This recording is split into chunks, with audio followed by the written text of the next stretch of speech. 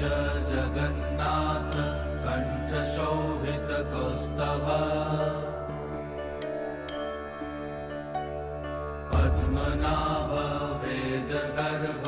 चन्द्रसूर्यविलकना Jagannath Loknath नीलाद्रीश परहरि दीनबन्धुर्दया Sindhu Kripalu जनरक्षका कम्बुपाणि Chakrapani Padmanabha Narottam